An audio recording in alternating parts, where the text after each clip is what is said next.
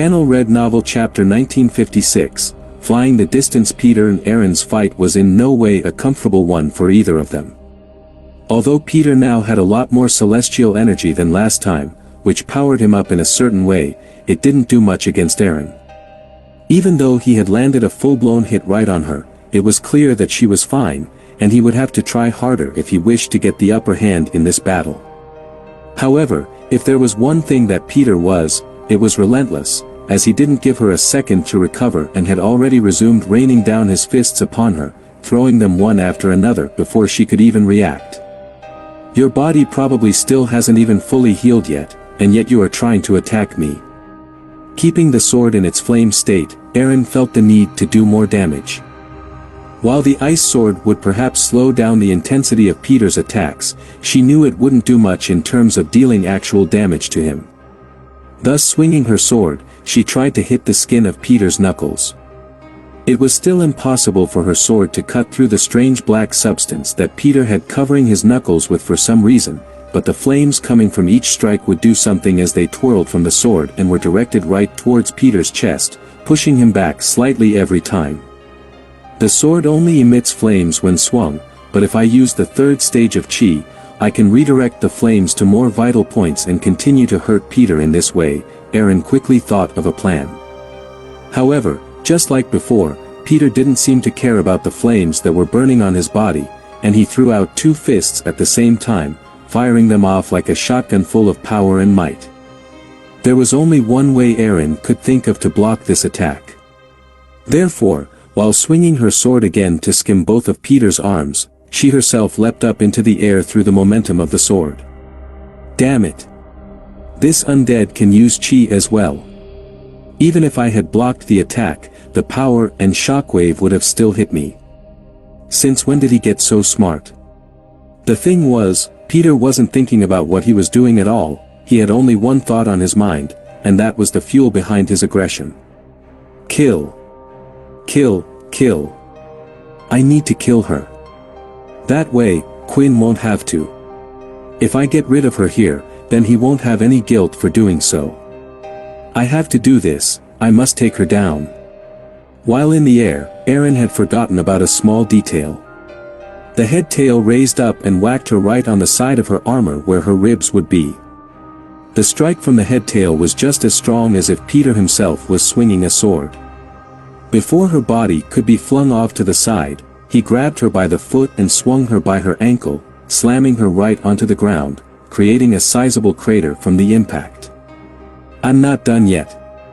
Peter shouted as he lifted her by the foot again, ready to slam her into another area of the ground. But suddenly, Peter felt like he was no longer holding anything, and as he finished his motion, there was nothing in his hands. Where did she go? Peter thought as he looked around.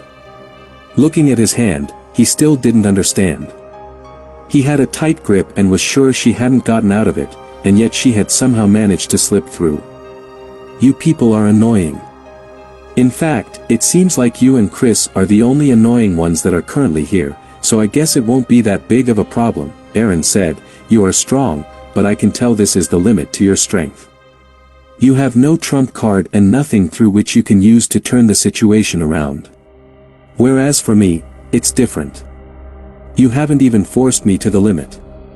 Right now, Aaron was sitting on top of a large black horse with a strange greenish-blue glow coming out from its body and its nostrils. AJ and the other vampires were wondering where it had come from. They had no clue what this horse was, but that wasn't the case for Peter. He knew. I was wondering when you were going to use them. Peter gritted his teeth as he curled his hand into his fist. Without a doubt, this was one of the 4 kings that he had seen before, and Aaron had control of all 4 of them. There was still a lot more that Peter needed to do in this fight if he wanted to win. For Aaron, the 4 kings were something that she had refused to use in the fight against the Celestial. She had learned multiple times that she always needed something to protect her. If the past was anything to go by, she had seen time and time again how people would die, so she would never fully overexert herself and leave herself open if she had to. If it came to it, she would even try and run away from a fight before using all of her energy. With Peter in front of her though, Eren had concluded if she wanted to get rid of him, she only needed to use a bit more strength. She would still have room and power to get rid of the rest of them safely. As for Peter, he knew Eren was right. He didn't have any trump cards. He just had his fist that he needed to rely on. There was one thing that could help him, but they had left it back on the ship. Laxmus, in the end, was a lesser white, but he was someone who still carried his vampire energy. It was a debate beforehand about whether to bring him into the battle or not, and in the end, Peter decided against it. This was due to who they were going up against, Eren. She was someone who gained power from fighting vampires. He was unsure if Laxmus's dead body would do the same thing, but it wasn't worth the risk, which meant that he would have to fight this battle on his own to win. You should have just stayed in whatever hole you were hiding in for the last 1,000 years. Eren shouted. The horse started to run towards Peter. It was moving its legs swiftly and would almost turn invisible once in a while. Peter had locked his eyes on its movement, but not just the horse, but Eren herself was disappearing in and out as well. Can that horse make her invisible too? But I don't remember her using this power before. When thinking back, the horse hardly did much of anything, apart from fighting with Oscar with its full force and strength. The full capabilities of its powers weren't really revealed, and who knew if the king's strength from the families grew with time. If this was the case, then this certainly would be a tough battle. Right then, Peter threw a fist, aiming right for the horse, but it disappeared the next second, making him hit nothing but the air, and before he knew it, a large cut was made across his back. Peter! Vanessa cried. She had been watching everything carefully so far. Inside the ship, there were Chris, Peter, and the others who had landed not long ago. Laxmus was still in a room, his eyes open. To a degree, Peter could control his lesser whites and give them orders and such. However, it was clear that Laxmus was different from the other lesser whites that he created. For one, it still could use vampire aura, nearly just as strong as it could before. On top of that, Peter never did have to give it many commands or directions on how to fight. All of those things it just tended to do itself, which was why, now of all times, Laxmus had strangely made a move. It turned its head toward a certain direction, and its eyes glowed slightly red. The next second it opened its wide mouth, gathering the red energy, and let out a small blast breaking right through the ship's walls. Flapping its wings, it started to take off, going through the hole it had just made. It stayed still in its place in the air for a few seconds. Once again, its head had turned in a certain direction as if it was searching for something or someone. Moments later, Laxmus flew away into the distance. Channel Red Novel Chapter 1957, He'll No More. A large black object with horrifying wings and a mauled face with a large hole in its chest, was flying through the air. The movement of its heavy wings showed how strong such a creature this was. It was hard for anyone who hadn't seen Laxmus's true form to believe it was him, but since Peter had resurrected him, this form was a permanent one for him. Currently, without any order from Peter, it was flying through the air, heading toward a certain destination. Right now, it was flying with a mind of its own as something had triggered for it to act.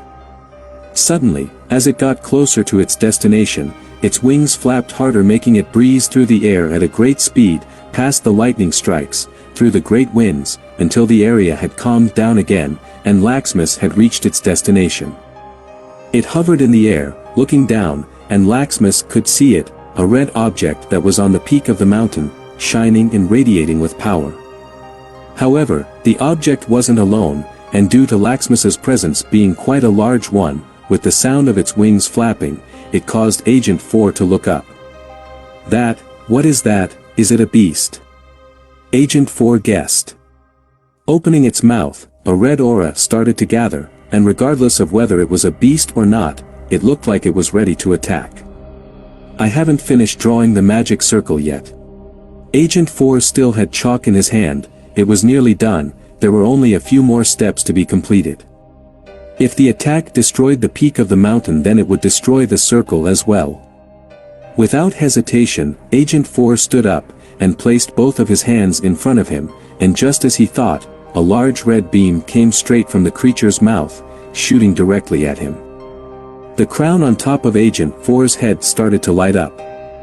The attack didn't go past his hands as the red ripples started to be seen in the air. This attack, it looks like vampire aura.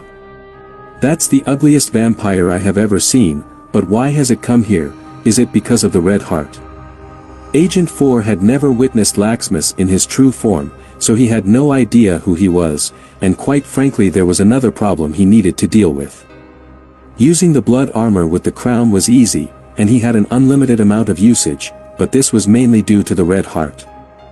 The special blood armor was created for use by kings and high-ranking vampires. Without something to supplement its powers in some way, it was almost impossible for a human to use it.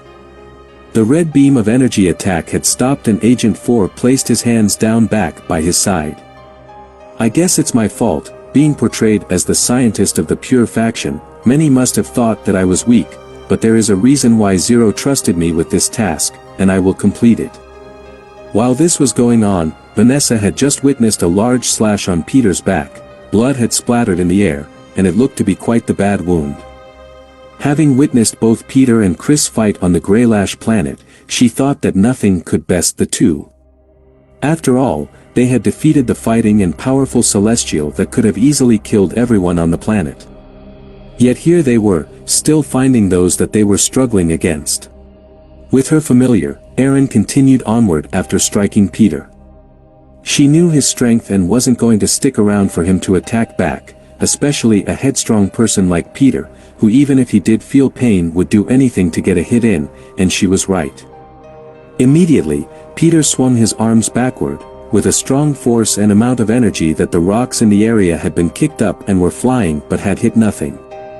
I know of your healing capabilities, but that wound isn't such a simple wound, it has my chi infused in it, making it a lot harder to simply just heal. Erin said, still riding on the horse who was moving its hooves ready to charge in once again. I am not the same as I was before. Peter shouted. Peter had learned a bit about chi, he had practiced after Quinn had tried to teach him, but in the end, Peter was too furious to think of the training he had done back then. Instead he was summoning up massive amounts of celestial energy in his body, and it was burning around him like a giant flame. Expanding the energy in such a way, he wasn't doing anything specific with it, but the celestial energy had started to expel the chi energy that was in his body that was allowing him to heal. Soon there was no wound on his back at all. Fine, it just means this is going to take a little longer. Erin shouted as the horse was on the move again. Just like before, as the horse moved it started to glide on the surface, moving at an incredibly fast speed, and once in a while it would disappear from sight and then be in a completely different location. Seeing how he had been hit the last time, he was trying to find the horse, so he dug his fingers into the ground, cracking part of it. Then lifting a large chunk of it, he threw it, and ran forward smashing it up with his fists. As he hit the large piece of the ground, smaller pieces were going off everywhere in the direction of the horse. Even if the two of them were invisible, as soon as a piece of land hit the horse, Peter was going to get ready to strike again. He carefully looked, using his eyesight trying to see anything, until right in front of his eyes, Erin and the horse appeared, and the sword had already stabbed right through Peter's chest. He held on to the sword, but felt his entire body lifted into the air. While on the sword as well, the first ring of the demon tier weapon activated and a tornado of flames erupted from the sword. The horse was seen continuing to move, but Peter was no longer on the blade. AJ, watching the thing, was wondering where the body had gone. Worried that it might have been burned into nothing but ashes, until hitting the ground and landing back down was Peter.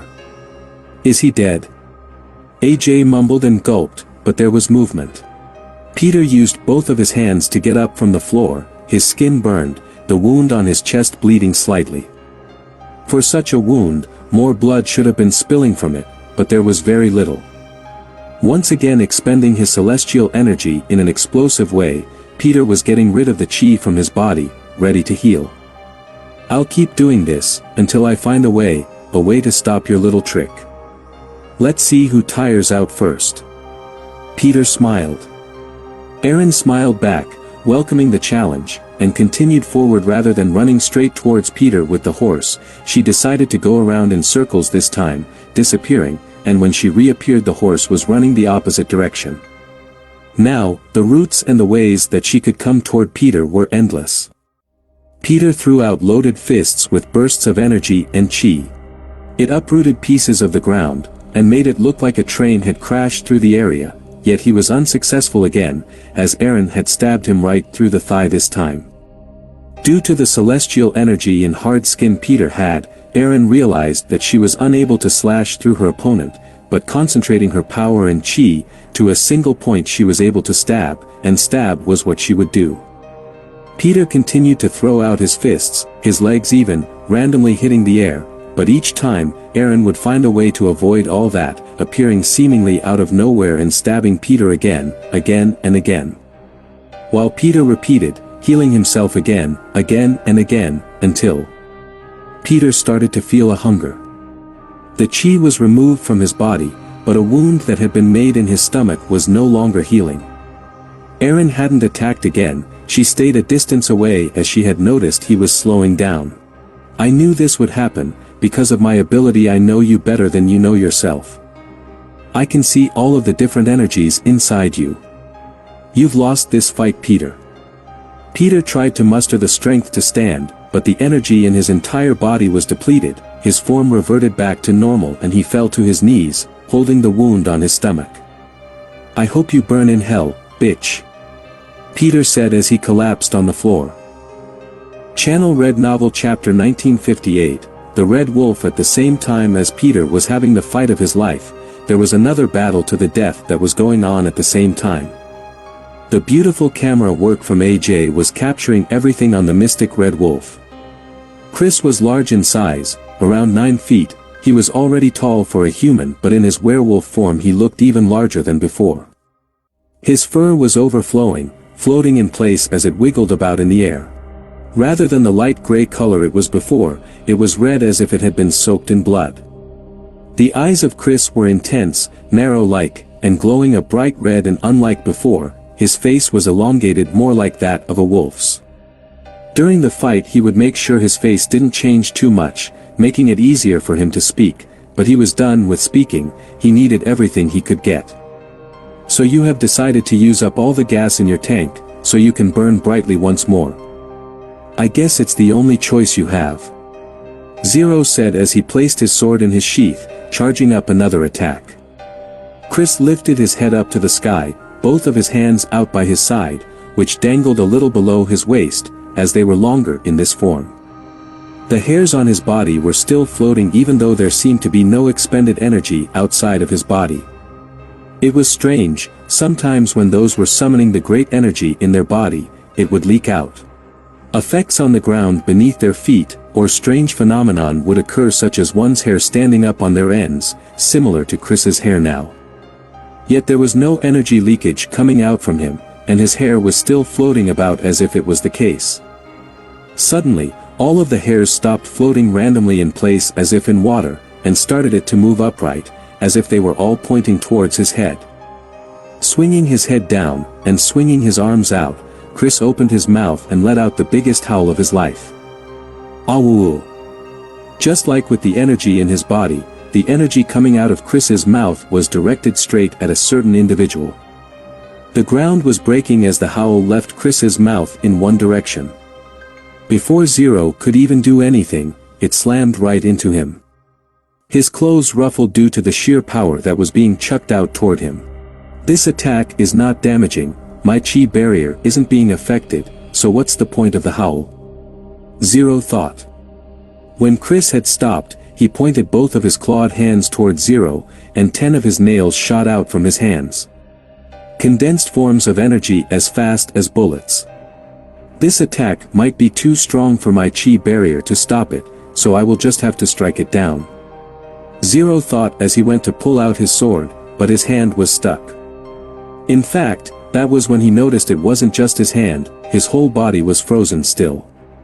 No matter how hard he tried, he was unable to move his body, it wasn't listening to him at all. Is this because of the howl from earlier? How can this have an effect? Is it some sort of human instinct? Am I scared? It was strange. Zero had never experienced such a thing before, and at the same time, Chris had no idea what was happening, because right now, he was just fighting based on pure instinct. The nails carried on forward, and just as Zero had expected, pierced through his second chi barrier, breaking through the skin and entering his body.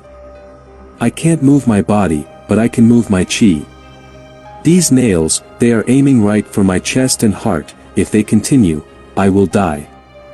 I have to focus on the first stage of chi, and the third stage from within, and push these out. All of this was having to be done in milliseconds, otherwise the nails already inside Zero's body would reach his heart. Focusing and swirling the chi around, finding the points where his body had been pierced, Zero successfully used his chi to push the nails out of his body.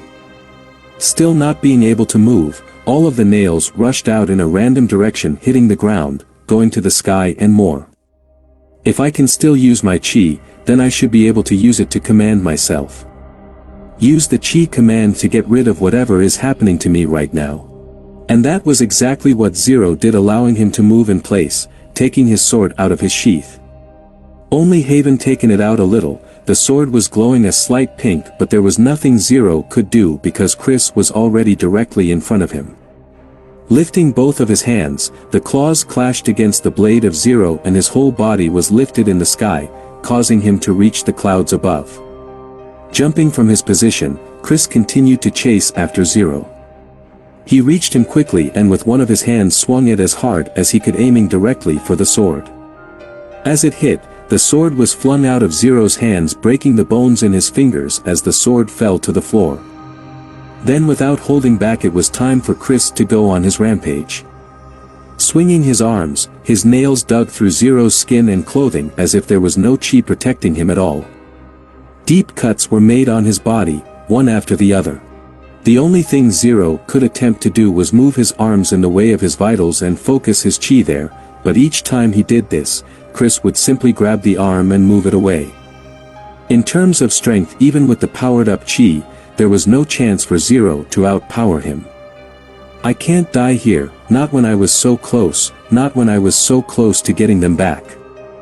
Thinking these thoughts, Zero was left with no choice to do the one thing he never wanted to do. The mark on his forehead started to glow brightly. When Chris swung his clawed hand again, and it hit Zero's body, a clang was heard. He was no longer hitting flesh. The entirety of Zero's body started to be covered in a strange black substance. Just like that undead friend of yours with his marking, I can change my form. As I said before to you, I hate using borrowed power. I guess in the end you were right, I am a hypocrite. Zero shouted. The fight between Peter and Eren had come to an end, with Peter laying on the ground, but just then a large light of energy had appeared in the sky, and a giant shockwave was felt. AJ moved his camera to the sky to see. Due to the energy, the clouds had disappeared and the black clear sky could be seen. Zooming in closely, there were two objects falling out of the sky. Then with a slam, a large spiral of pink energy, like a ring, had been shot out, and one of the objects was slammed into the ground. A wave of dust came out, hitting AJ and blocking the view of the camera. Zooming into the scene, that's when Chris, no longer in his werewolf form, could be seen lying there, while Zero landed not too far after him, the strange black substance going back into his forehead, with cuts all over his chest, and landing on his 2 feet. AJ wasn't the only one that could see this, the 2 vampires that were with him could as well. Does this mean both of them lost? They're not moving right? Vanessa said in a panic. She was still holding on to the special sword, but more so she was worried about what would now happen to them. I think. I can hear Chris breathing, so at least he is still alive. Lucas answered. But I think that both of them are unable to fight, that's for sure. Although both of them probably had expended a lot of energy fighting the 2, there wasn't a bone in Lucas's body that thought he could defeat these 2, even in a weakened state. Looking at the sight and still filming everything, AJ could only do one thing. On his system he had hit the live button, and titled the story, The Final Moments of AJ, and the great unknown heroes that tried to save us. I don't know what will happen from here, but the world will see everything the two of you do." AJ shouted. Channel Red Novel Chapter 1959, The World is Live. When AJ had pressed the button to go live, there was a little more to it than that. As AJ had stated, he wished to write a book, one that could be passed on through the times, about the life of Quinn and those that followed him. AJ didn't want the world, the whole universe, to go on not knowing what these people were doing for the humans, the vampires, and all of those that originated from Earth. How much sacrifice and pain they had suffered, all for it to be forgotten. The truth was, AJ knew that this would be a dangerous task, ever since he had run into this group at the chained wedding. He felt like his life was on the line then, and then there were the Celestials. Which was why he knew when he broke the promise to the others, it most likely meant that it too would be the end of his life. Videos uploaded of what had been seen so far were placed on AJ's personal channel. Links, as to where to watch them, were going on, and also a documented journal of what these people had done so far. As for the live video itself, where most of the people were watching, a brief description of who these people were and what they were doing here was scrolling on the side. AJ was one of the most followed news channels, streaming channels, and video uploading sites with his own personal reporting videos. After the chained event, his followership just went up even more. So it was safe to say, the second he had hit that live button, that 2/3 of the Earthlings had received a notification on their devices. Vampires and Humans. Due to the drastic title of the video, it was turned on in the middle of the streets, restaurants, bars, and all sorts of places. Those that didn't know about the live feed received messages from their friends telling them to tune in. It was then that the whole world had stopped what they were doing. Stopped eating, drinking, and walking the streets to have a look at what had just happened.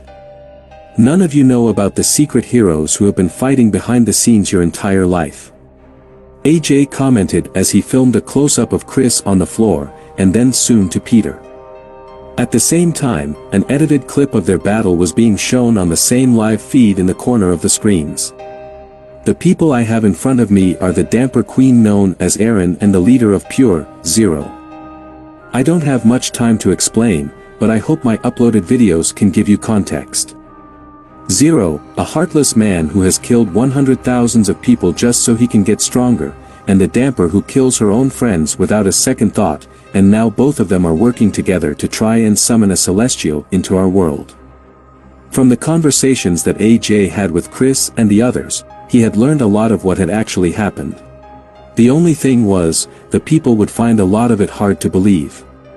What AJ said was the truth, but there was no need for them to know much of the context. At this moment, the whole world thought of Celestials as those trying to invade our place. On top of that, there were many from Pure who cared for Chris and didn't understand why he had done what he had done. This gave them reason for his actions, and also someone to point the finger towards. Zero and that Damper are trying to summon Celestials, but why would they do that? Well, that Damper always wanted to kill the vampires, maybe they are calling them to just get rid of the vampires. But what about Chris? He worked for Pure. Do you really think he would fight against his own leader if it didn't have some harm to do against humans? And we all saw those Celestials.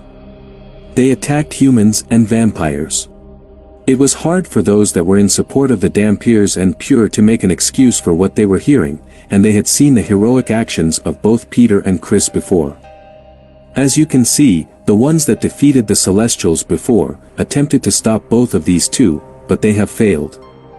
Which is why I am delivering this message to you all. These are the ones that are responsible for the chaos that have been going on in our world, and they have always been.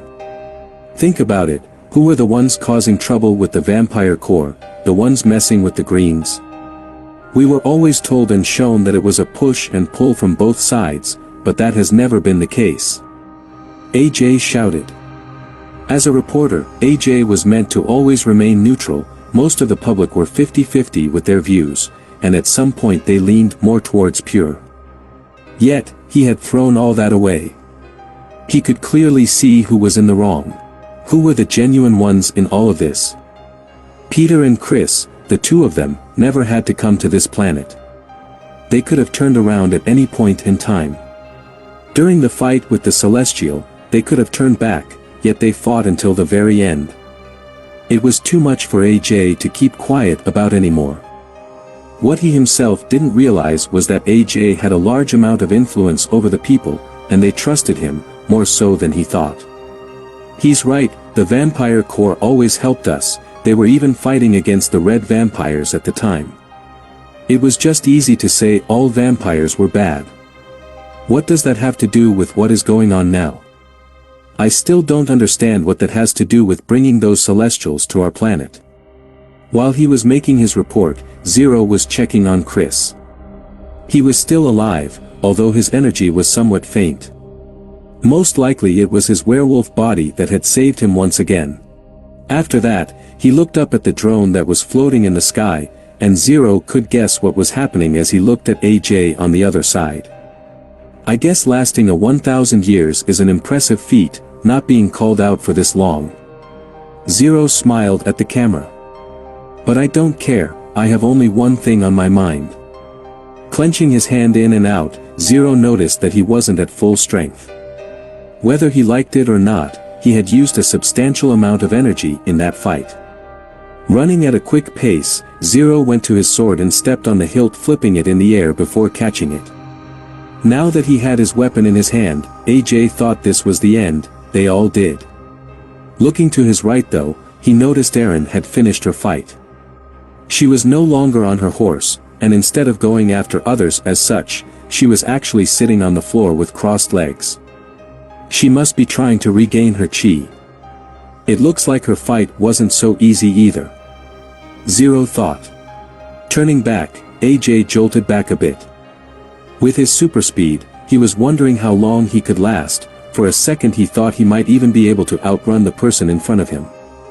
The comments were pouring in telling AJ to get out of there, but he knew it was useless. He had seen the speeds that these people could produce. The only reason why they weren't dead right now was because they could be dealt with at any moment and at any time. Zero took in a deep breath. 2 fights, against that Celestial and then these two. I thought I was the only one that was holding back, but it looks like that wasn't the case at all. The mark on Zero's head lit up slightly once again, and the happy smile on Zero's face had disappeared quite quickly. I know, you don't need to remind me. Zero mumbled. Walking over to Erin was Zero. Although that one looks dead, it's hard to tell. The best thing to do would be to destroy its head. That's what I will be doing, Erin replied. I can see his energy is down for the count, but there is a small flicker. I need to make sure this one never gets up, so I am recovering my energy. There's no need. Zero pulled out the sword, which started to light up pink. I will do it myself.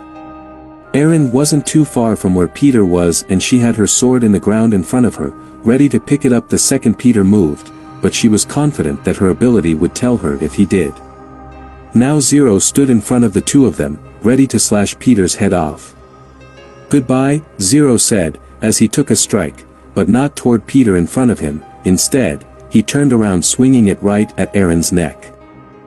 Channel Red Novel Chapter 1960, Astro Man. Seeing how much vampire aura this strange creature had produced was putting Agent 4 on edge a little. The fact was that the drawing for the magic circle was incomplete, and if part of it was destroyed, then Agent 4 would have to start the process all over again. Actually, I don't even know if I could. Does it have to be at this exact spot or just this area? I'm sure an attack like that could deteriorate this whole mountaintop. I have to be careful. Agent 4 thought. Aiming his hand out towards Laxmus, Agent 4's arm started to transform. It broke apart and robotic parts could be seen through the skin. The entire arm soon transformed into what could only be described as a type of electrical cannon. I was the great creator who invented those chi guns in the first place. Of course, I would keep the best tools for myself. What Agent 4 had was similar to the chi cannon that was used at the Pure base, only it was portable, lighter, and ingrained in his body. Lighting up, a blast was emitted straight from Agent 4's hand. It came out in a yellow ball-like form, but not just one blast, but several had been shot out at great speed towards Laxmus, who covered himself with his wings as he was hit by each one in the air. Time for me to make a move. Agent 4 thought as he slid down the side of the mountain and leapt off to another ledge. When the smoke from his attacks had disappeared, Laxmus could be seen fine and in one piece. Not a scratch on him, but these blasts are made from condensed demon tier crystal energy and chi. How can it have next to no effect at all? Who is this vampire? Agent 4 thought. Several more shots were fired out towards Laxmus, but this time he stretched out his black hand, which started to be encased in red aura. Then with a flick, he hit one of the energy blasts, which was flung away and exploded in the sky. Now both of Laxmus's hands were covered in the vampire aura, and swinging them out he knocked each of the blasts from Agent 4 away, and started to flap his wings once more. Instead of going for Agent 4 like he thought, Laxmus dived straight toward the red heart. So that's what you were after this whole time? Agent 4 jumped and his feet started to transform into a similar shape to what his arm was now, and jets of energy came out from the bottom of his legs. Getting close to where the red heart was, Laxmus reached out with his hand ready to grab the crystal, when a person stood in his way, his skin bright red, and the jets from his legs, burning the rocks underneath him. Laxmus's hand slammed into the wall, pulsating the red aura once again while the crown on Agent 4's head started to light up, and blood dripped from his arm and shoulder. On top of that, all of his skin was now a dark red-like color as the fourth stage of Chi had been activated. Although I have exchanged most of my useless human body parts for more useful mechanical body parts, I am still human. Blood is what runs through my veins. Agent 4 exclaimed, as an unexpected battle for his life was now on the line. Letting his hands down, his right hand had transformed into the blaster once more, and Laxmus's body continued straight ahead. Bursting forward with the jets from his legs, Agent 4 collided straight into Laxmus's body using one of his hands to hold his shoulder tight and still. The burst of power from using stage 4 Chi was strong, and in terms of Chi, Agent 4 was nothing to laugh at. He had received his number 4 position not just because of his brains, but his strength as well. Let's see how you deal with this. Agent 4 knew that one hand, and the power of the jets coming from his legs, couldn't hold Laxmus for long, but an attack from this distance should be able to do something. Holding the blaster arm directly underneath his chin, Agent 4 blasted Laxmus from point blank right underneath his chin. His face was completely covered in energy and his hands seemed to weaken as they let go, dangling by the side. After that, Agent 4 boosted the speed of his legs with the jets as he kicked Laxmus right in the head, sending him crashing into the mountain below. I'm not sure if that was enough to take that type of beast out, but after using the stage 4 Chi, it's incredibly hard to use it again in the same day, let alone in the same fight. Flinging rocks up in the air, a disfigured, half-melted face of what was already an ugly-looking creature, had emerged from the mountain. Agent 4's fears were true. Changing his other hand, now Agent 4 had 2 blasters and started to fire away at Laxmus, one after another. Using up all the energy of the demon tier crystal he had stored inside him. Instead of aiming for his head, trying to finish off the creature like before, Agent 4 was aiming for its wings and legs. I don't have to kill this thing, in fact it might be impossible for me to kill it. All I need to do is slow it down just enough so I can finish the magic circle. There's only a few more symbols left and I will be done. Continuing to fire away, using every bit of energy Agent 4 had, his skin started to revert back to its normal color, the red was fading and his body felt heavily drained. There was nothing else that Agent 4 could do, but hope that this was enough to stop it. Before Zero had gone over to the other side where Aaron and Peter were, the marking on his head had lit up.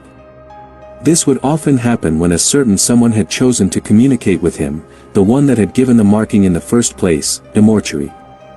One of the abilities that Immortui had was the ability to communicate with his dedicated followers, and when doing so the marking would light up. Due to the marking being on the head of Zero, in the past he decided to wear a cover-up, a fake face which covered the marking because it would be obvious when something was going on. And moments before Zero went over to Eren, he had made contact. "You have done well so far." The voice rang in Zero's head. "But remember, my deal has two parts. You have gathered enough souls over this time, and I will soon come over to your side, thanks to you, but there is one more thing you must do." "I know, and don't worry, I was already planning to." Zero replied back as he looked towards Eri. And one of the tasks that Immortui had given him was to kill the one known as Eren, the leader of the Dhampirs. However, even if Immortui hadn't asked him, it was something that he would have done anyway. Because for a while now, Zero had been eyeing up Eren's strength. A lot of Eren's power wasn't just due to her Damper self, but due to the large amount of chi she had refined in her body. With the chi drain skill, if Zero could get his hands on that, he realized that no one would be able to stop him. At the same time, there was a chance that whatever power Immortui was afraid of, he would come closer to it. You always have to be careful with these things. After all, there could be a chance that Immortui will back out of his part of the deal. While walking over to Eren, it made Zero think back to when he had first met Immortui. After all, Immortui was a being that was not of this world. He was stuck in another realm. Although the vampires had made contact, that was due to Richard Eno opening up a portal to the other side a long time ago. Which was why the meeting between Zero and Immortui, the way he had become a dedicated follower, was a unique one. Seeing what had happened to him, experiencing what had happened, was why Zero was sure of it. Immortui was able to bring back those that he cared about. "I will complete the task without fail." Zero inwardly screamed in his head, as he thought back to that day. Thanks for watching and subscribe my channel.